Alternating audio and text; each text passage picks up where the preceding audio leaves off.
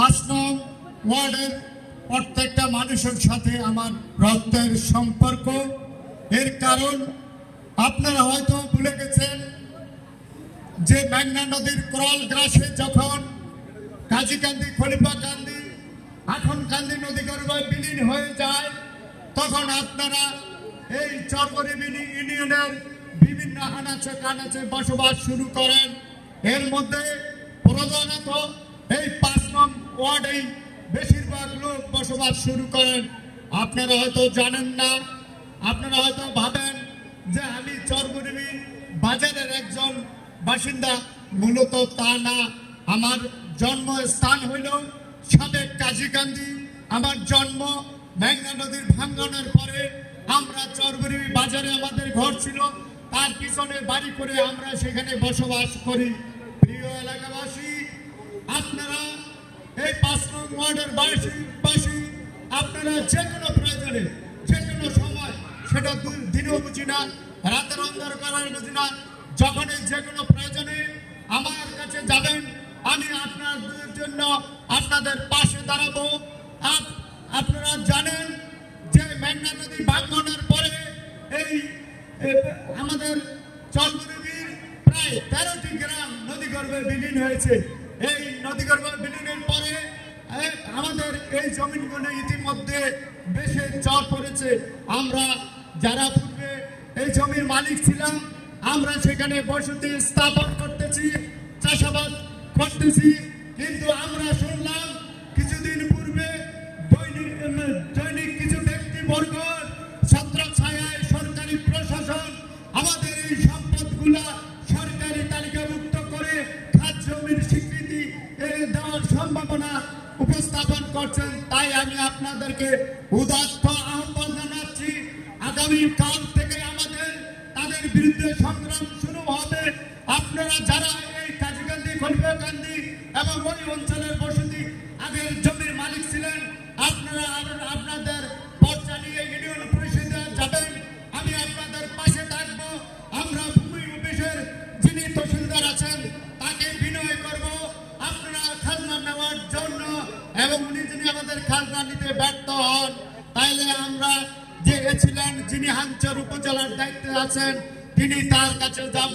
উনি যদি সেই দায়িত্ব থেকে আমাদেরকে সঠিক উত্তর না দেন, তাহলে আমরা উপজেলা নির্বাহী অফিসারের কাছে যাব। উনি যদি তারও সঠিক উত্তর না দেন, তাহলে তারপর দিন হইতে আমরা জেলা প্রশাসকের শরণাপন্ন হব।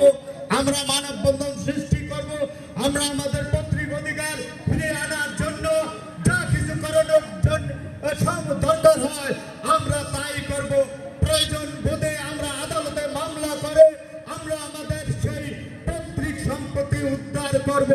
এই উদ্ধারের আহ্বানে আপনাদেরকে প্রত্যেককে সাড়া দেওয়ার আহ্বান জানিয়ে আগামী দিনে যদি আমাদের যেহেতু 5 নম্বর ওয়ার্ডের পাশেই চরবরিবি ইউনিয়ন, আমি পরস্পর জানতে পেরেছি ইতিমধ্যে বিভিন্ন সময়ে এই চরবরিবি ইউনিয়নের লোকজন আমাদের 5 নম্বর ওয়ার্ডের লোকজনের উপর নানা অজুহাত দেখে আক্রমণ করেন।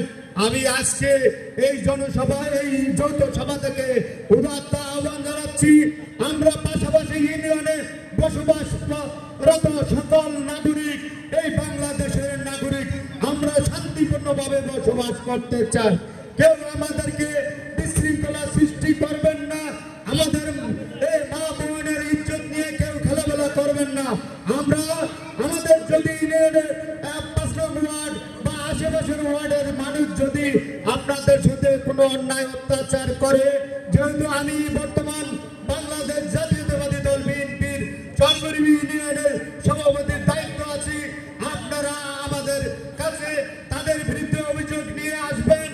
আমরা সদনে উপস্থিত থেকে আপনাদের এই সমস্যা সমাধান করব, কিন্তু আপনারা তাদেরকে কোনোভাবেই আক্রমণ করবেন না। তাই এই উদাত্ত আহ্বান জানাচ্ছি। আর 5 নম্বর ওয়ার্ডে যেসব লোক ইতিমধ্যে যারা অত্যাচার নির্যাতন সাধারণ মানুষের উপরে করেছেন, তাদেরকে উদাত্ত আহ্বান জানাচ্ছি যে চরবরিবি ইউনিয়ন শান্তিপূর্ণ ইউনিয়ন, এই শান্তিপূর্ণ ইউনিয়নকে কেউ অশান্তি সৃষ্টি করবেন না। আপনারা সবাই আমরা মিলেমিশে থাকবো। আমাদের মধ্যে যেন আগামীতে আর কোনো দ্বিধা দ্বন্দ্ব সৃষ্টি না হয়। আমরা আমাদের মা বোনকে নিয়ে ভোট কেন্দ্রে যাবো। দেশনেত্রী বেগম খালেদা জিয়া যদি আমাদের এই চাঁদপুর 3 আসনে তার মনোনীত ক্যান্ডিডেট যদি আমাদের প্রিয় নেতা এবং চাঁদপুর জেলা বিএনপির সম্মানিত সভাপতি জনাব শেখ ফরিদ আহমেদ মানিককে ধানের শীষের নমিনেশন দেন, তার জন্য আমরা তার সকলের ধারে ধারে যাব এবং মামনকে ভোট ভিক্ষা যাব এবং প্রত্যেকে আপনাদের স্বহস্তে নিজের ভোট নিজে প্রয়োগ করবেন। এখানে কোনো শক্তি প্রয়োগ করা হবে না। আপনাদের মনের প্রতিফলন ঘটাবেন। গণতান্ত্রিক অধিকার আমরা ফিরিয়ে দেওয়ার উদাত্ত আহ্বান জানিয়ে আজকের মতো আমি আমার সংক্ষিপ্ত বক্তব্য শেষ করলাম।